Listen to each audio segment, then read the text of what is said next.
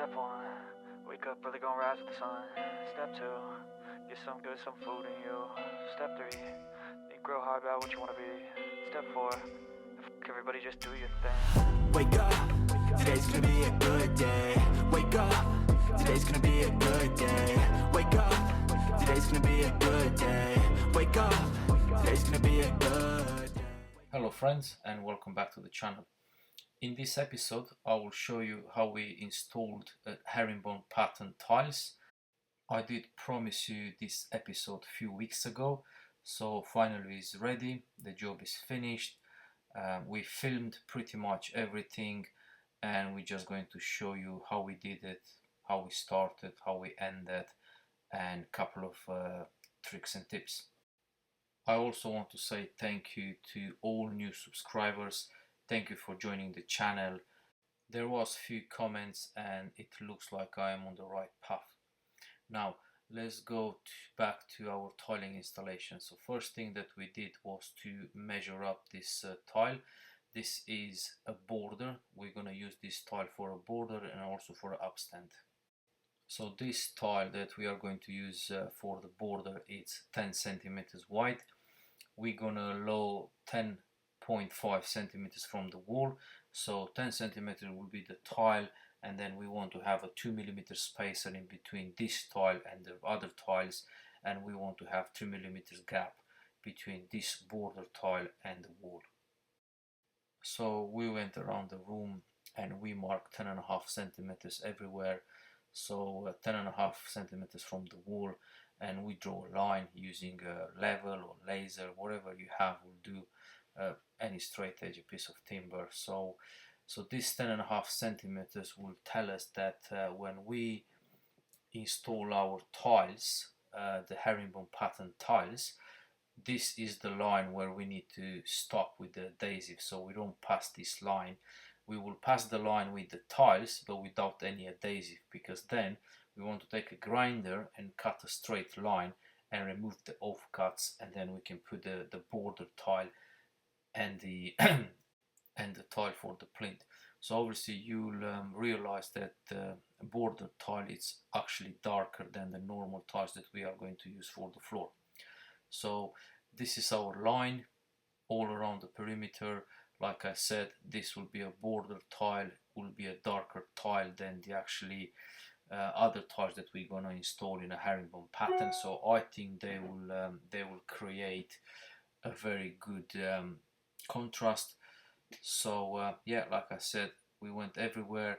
Where we had some cable passing the line, you saw that in the underfloor heating episode, we just marked that with X's, we crossed that, and there we are not going to install any tiles. Those tiles will be installed after. You will see what I mean in a moment. So yeah, like I said, we run this line, a perimeter line, all around the room. Let me show you now what I'm talking about, this border tile. So you see this will be the border, and then we'll have another tile exactly like that will be sitting on top. So that will be like a plinth, like a, you know, like a skirting or a plinth. You see, just like that, one on top of the other, and obviously they will probably be staggered. We are not gonna install them like you see now. They will probably have to be staggered. We have done this type of jobs a couple of times now, and I think if we run all the tiles, if we lay all the tiles and then cut a straight line with the grinder and cut them all in once, I think will be a much quicker and a much better job than if you was going to cut every single tile individually. Before you start any tile installation, it will be very good if you can cut all the doors, all the frames, all the architraves, anything that you want to obviously put the tile underneath. So let me show you how I mark for a door, for instance. So we're only going to cut the door at this moment. So I will just figure out what type of trowel I'm going to use, what notches it has, and I'll figure out how much I'm gonna be lifting the tile off the floor with that adhesive. So I thought it would be about 4 millimeters. Then I used two 6 millimeter spacers or packers. Then I put the tile on top and I mark with the pen.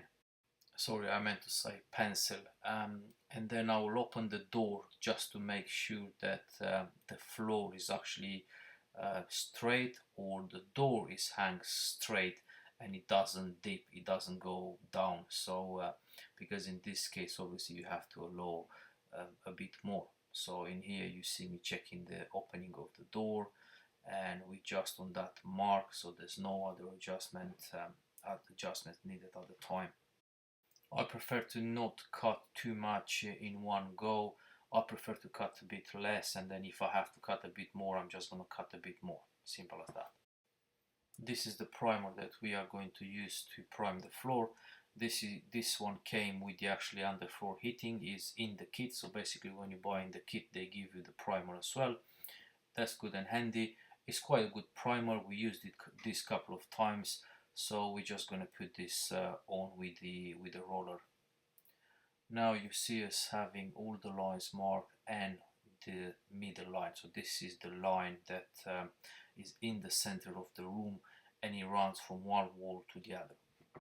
Just for the record, the central line of the room is not actually the line that we are going to start our tile installation. That is just to know where the center room is, and basically the easiest way to start this herringbone pattern will be to start laying the tiles from that line, which is the central line, and work your way on the left and on the right hand side, and then you have to see what pieces you will have on the sides, and then they obviously won't be equal. You just have to see what's the difference, split that difference in two and move the tile. So basically what you will do, you find out the difference, let's say it's 4 centimeters, and then you draw another line 4 centimeters from your actually central line or whatever that measurement is, and that is what you're going to use to actually start laying your tiles.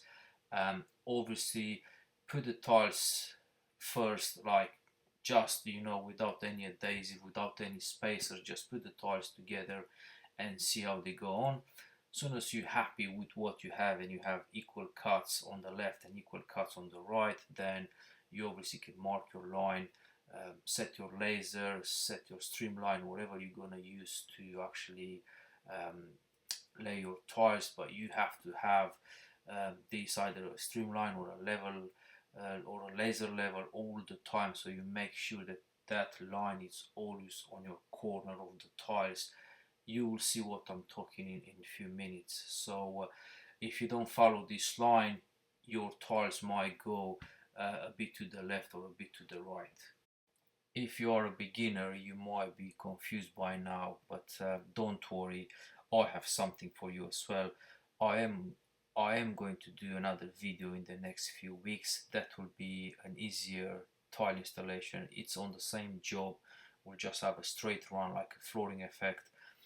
I will go more in details, where to start, how to measure, and a lot more information than we have here. So if there is things that you don't understand, don't worry, there will be another video for the beginners. So our layout is complete now. I will take the camera and I will show you. This is the final pattern. We have equal cuts on the left, equal cuts on the right. We're good on the line at the front line. There's the center line. This is actually the line that we're gonna follow. You see that line needs to be on the corner of the tiles always. This way you know you're gonna go in a straight run and you're not gonna go to the left or to the right.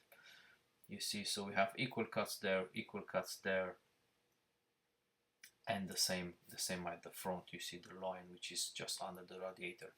So now that we know that everything is good, we can start preparing to actually start gluing some tiles down.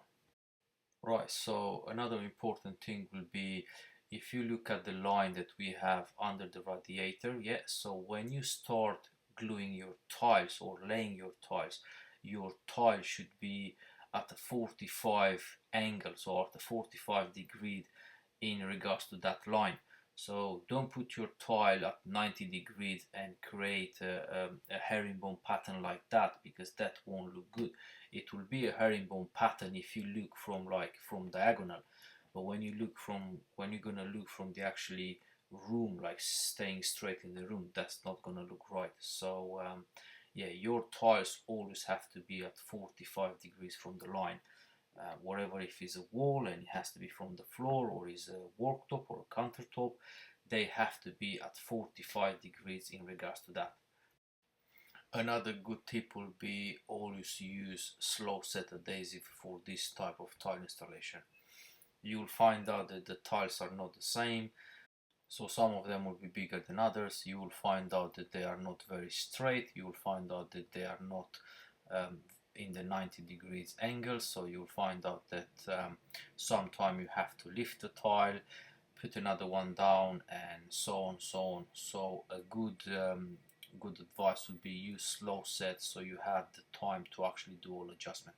In here we did had few problems with the tiles. We found tiles that was 3 millimeters bigger than others. We checked, there was on the same batch, from the same batch, from the same, so yeah, so was just a wrong calibration. So we had a box that there was I think 59.9, and then we have another box and they all was like 59.7. So there was 2 millimeters differences in like the whole box, two different boxes, you see, with the same batch number. So obviously you have to kind of like adjust them and lift some and put some, so that will take time. Yeah, like I said, use slow set if possible. You see me here using the square, so I just want to make sure that that tile is 45 degrees in regards to that line. If your tiles are not the same and you're doing a straight run like a flooring effect, then you're fine, you don't have any problems with tiles being bigger than others. But when you do a herringbone pattern, well, that will be a big problem. So yeah, that's gonna slow the things down a little bit. You will see us here putting adhesive on the back of the tiles. We always do that. Any tile that is bigger than 15 by 15 centimeters should have adhesive on the back, and to be honest, sometimes we do it even with smaller tiles. You will have people saying no, you don't have to, they good enough, and yes, sometimes they will be good enough. I mean, the tiles that we removed from the corridor and from the other rooms on the other side of the house did not have any adhesive on the back, and I can say that they've been down for about 15 years and I haven't seen any of the tiles actually failing. So there was no cracks, no movements, anything. So yes, sometime yeah, the tiles are not failing even if you don't put adhesive on the back, but there's a chance to have failing tiles if you don't do that. So the last thing that you want is to do a good job for a client, a job that is important, that might give you more work, and have a problem with the tiles and failing because you haven't put adhesive on the back. The regulations, yes, definitely they're saying you should put adhesive on the back. And trust me when I say that I saw a lot of tiles failing, and the main reason was because they had no adhesive on the back. A good tip will be always check your manufacturer instructions. You can see here they showing that you can't put these tiles in a brick effect pattern. They wasn't saying anything here about laying the tiles in a herringbone pattern. Right, so you see us here being nearly at the half of the room. You can see the laser is still on the corner, so it goes like that from here up to the radiator. So always make sure that you check your lines. You can obviously step back some time, a meter or two, and have a look at your tiles, see how they look. Make sure that you haven't missed any spacer. Make sure that there's no any tiles that are misaligned, because obviously when you're rushing things or when you do things like that, you can easily miss some obviously some things. This obviously might sound silly, but you can't imagine how many times I actually walk into a room and I saw a mistake because I was a couple of meters away from the actually job, from the actually tiling job, and the guy was actually there, like, you know, concentrated, so he couldn't see it, or he did a mistake and he didn't realize, and you just coming from like a few meters away, you saw that straight away. So it does sound silly, but trust me, it's a very, very good tip. I use this all the time. Obviously, I haven't said anything about the adhesive. We are using obviously an adhesive that is flexible, that is slow set, like I said, and also an adhesive that is working with which is compatible with underfloor heating, because we have underfloor heating underneath. You have to obviously use the adhesive that is suitable for your job. Depending of what subfloor you have to choose this adhesive, and also the primer. Primers are very important. People doing a lot of mistakes when they're using primers, because a timber surface is different than a solid surface, and they have to be primed differently. So well, the primer has to be different. Right, talking about primers, obviously a good primer will be suitable for all kind of surfaces. A cheap primer won't be suitable for all surfaces. So we normally use like a good primer, so we just carrying good primers, and that obviously we can use for all the surfaces. The only difference will be with this primer, if you have a subfloor that is obviously wood, then you have to put the primer on without adding any water, so you don't have to dilute the primer. If you have a concrete or a screeded floor, something that is more porous and will obviously draw more humidity, water in, then you have to mix this primer with some water. Another good tip will be to be careful when you have small cuts, small pieces like we have here. Always try to obviously follow the wood fiber, you see. So we have this piece that the fiber run that way, and this piece it run the other way. So yeah, that's good. You see the fiber runs on the other side, so you have to obviously keep that in mind. If we was going to put this piece, you see, it wouldn't be good because the fibers are running in the same direction. I know it's a small thing, but some people will actually notice the difference. Another advice would be when you have any transition, so when you have doorways and your tiles will meet different tiles, or will meet flooring or carpet or whatever, make sure that the tiles are in the same line, so they are straight, they are level, because if they are not level, and then the other ones in the corridor, for instance, will be level, then you will have a problem, especially if you don't gonna have any threshold to actually cover the joint. You see us here marking the perimeter again. So once the tiling was complete, we just marked again 10.5 centimeters from the wall all around the room, so all the perimeter, because we want to create a nice and straight line, and we want to use a grinder to actually cut this line in situ. Like I said, will be a lot more easier and a lot more better than to cut the actually end pieces individually. We did this job before, and we choose to actually put the border tiles first, and then we did the actually herringbone pattern. So basically, no matter how much you are in the center of the room, your walls, they will never be the same, so you will never have the same cuts. You might have 4, 5, 7, maybe 10 pieces the same, but then you will end up having different ones. So trust me, there will be a lot more wastage, there will be a lot more time wasted, and it won't look as good as this. This is obviously the same that you will do with the wooden flooring. When you have wooden flooring in a herringbone pattern, you put it down, you glue it down, and then you come with a track saw or a circular saw, and you cut a nice and straight line. We try to replicate that here, and I think I can say that it is a lot easier and a lot neater. Everybody obviously will do the way that they think, but I think this is a much better idea. You obviously will need a grinder, a very good blade to cut porcelain tiles or ceramic tiles, something that doesn't chip, a very decent blade, and you will also need a steady hand, so otherwise obviously you can't make a straight line. Okay, so now the moment of the truth. We're just gonna start cutting with the grinder.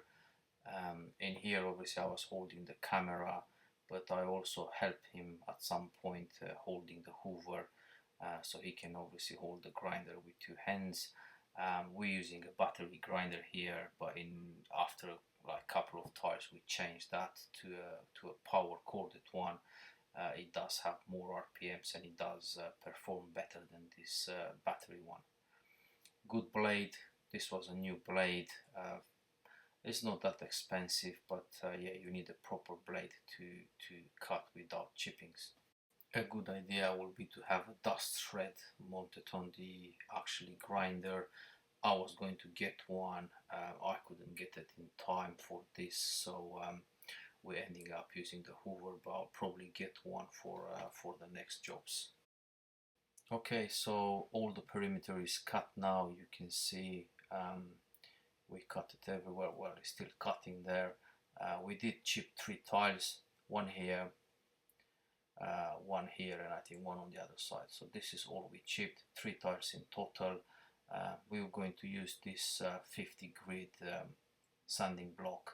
This is designed for tiles to kind of ease that edge, make sure it's not sharp. You can use a tile attachment for polishing tiles to do that edge if you have one. We show you with a sanding block because it's more accessible to anyone. And then obviously we put in the tile, the border, and we check if it's okay. It was a fairly straight line. I think we did quite good in this one, and like I said, it does work a lot more better than cutting every tile individually. In here obviously we haven't put the tiles because of the cables. We have cables underneath and we didn't want to cut those cables. Same in here. There was one which we forgot, this one, but we haven't cut it. We actually removed the tile because there was a cable there for the underfloor heating, so we didn't want to risk to actually cut that cable. And for the areas where the actually grinder blade didn't reach, we just used this diamond drill bit on a drill and we just polished those corners off. So our tiles will obviously meet nicely in the corners. We haven't filmed how we actually installed the border. My colleague was installing the border. I was doing something else in the other side of the house and I was filming that. You will see what I was doing on the other side of the house soon. Let me show you how it looks complete. Yeah, you see the border. We cut the border at 45 in the corner, and we also cut the upstand at 45 in the corner, so you can see the 45s are aligning. You can see the border and the upstand is much darker than the actually other tiles. I think it does create a very good contrast. I think it's a beautiful floor. The most important thing is that the client is very happy with the floor. She chose the tiles and she is very happy how the floor looks. So this will be the end of the video. Thank you for watching. I hope you enjoyed the video. It will be very good to have a feedback and see what you guys thinking about this video, about the job. So if you like the video, please press the like button, press the subscribe button, and I will see you next time with my next video. Thank you. Goodbye.